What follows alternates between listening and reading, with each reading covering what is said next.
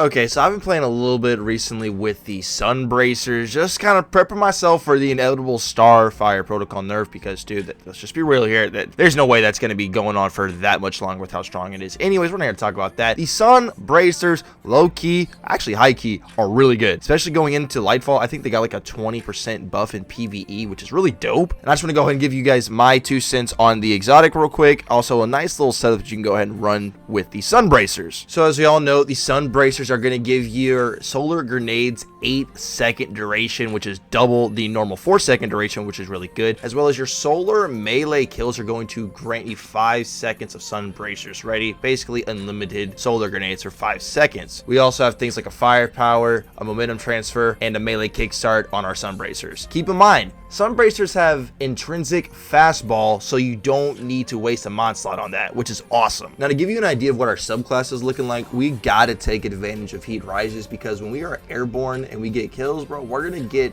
extra melee energy, which is very important in getting the Sunbracers ready buff. Also, you're gonna need Touch of Flame. Okay, now for the fragments, we're using things like Ember of Searing to get back even more melee energy, and then we're using the 2 new insane solar fragments, Ember of Resolve, Ember of Mercy.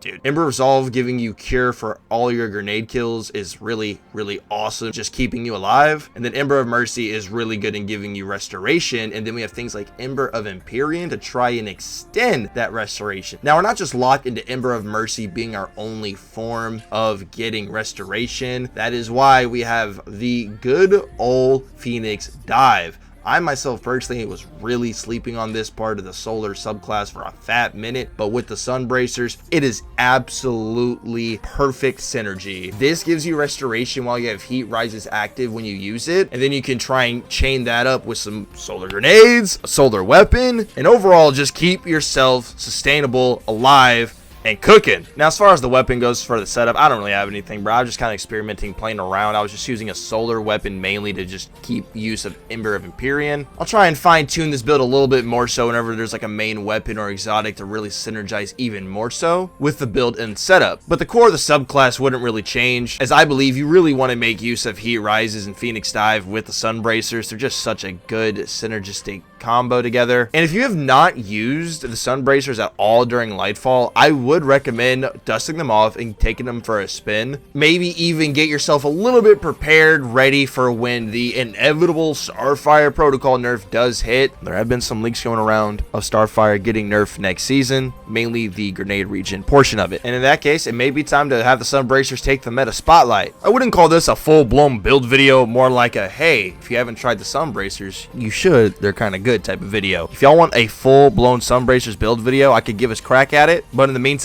thank y'all so much for watching. Consider subscribing, and I hope you find a $100 bill on the ground. Y'all be safe.